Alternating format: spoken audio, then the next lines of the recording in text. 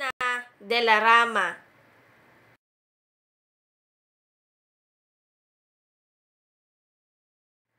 Content focus, may mga lugar sa ating pamayanan na nagbibigay serbisyo para sa ating kaligtasan. Mensahe, matutulungan ko ang aking pamilya sa paghahanda sa oras ng kalamidad o sakuna. Ano ang kahandaan? Kahandaan, ito ang handa sa anumang mangyari. Alam mo na ang iyong gagawin kapag dumating ang pangyayaring ito, at ito rin ay ang mga kahandaan upang maiwasan ang matinding pinsala.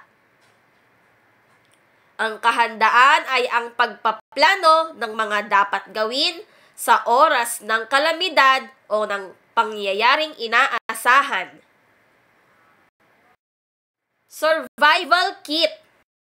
Ang first aid kit ay ang mga gamit na kailangan natin bilang paunang lunas kapag tayo ay nasugatan, napaso o napilayan. Ito ay may mga gamot na kailangan natin at pangbenda para sa ating sugat o pilay. Nariyan din ang mga gamot na kailangan natin kapag tayo ay masakit ang tiyan, nilalagnat, o masakit ang ulo. Sa survival kit, kailangan nating maglagay ng tubig para sa hindi tayo mauhaw, flashlight kapag wala ng kuryente, mga pagkain hindi na kailangang iluto, baterya, radyo para maging alerto tayo sa pangyayari sa ating paligid, kumot para sa panlamig, maliit na libro para maiwasan natin ang pagkainip at laruan, at syempre ang pito kapag tayo ay nangangailangan ng tulong. Ito ang ating hihipan para tayo ay marinig at makita kung nasaan tayo. Ito ang mga laman ng survival kit. Ano ang iyong gagawin sa pagdating ng malakas na bagyo? Makinig ng balita sa telebisyon, makinig ng radyo kung ano na ang nangyayari at kung gaano kalakas ang bagyo. Ayusin na ang mga parte ng bahay na natatanggal katulad ng bubong.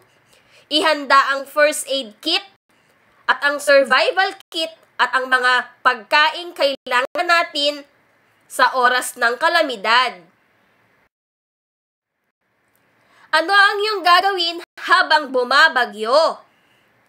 Habang bumabagyo, manatili sa loob ng bahay, makinig ng radyo at manood ng telebisyon para maging alerto sa bagyo. Ano ang iyong gagawin sa oras ng baha? Patayin ang mga bagay na nag-aapoy o nagbibigay ng apoy katulad ng kalan.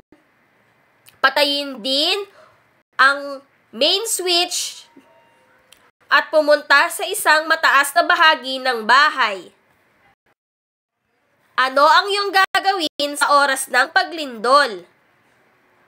Pumunta sa ilalim ng lamesa. Kapag tapos na ang lindol, lumabas ng dahan-dahan at huwag magdulakan at pumunta sa isang lugar na kung saan kayo ay ligtas.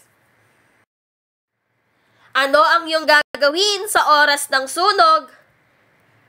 Takpan ang bibig ng basang panyo, bumapang sa sahig hanggang sa makalabas, at kapag ikaw ay may parteng nasunog, dumapa at umikot-ikot upang mamatay ang sunog na ito.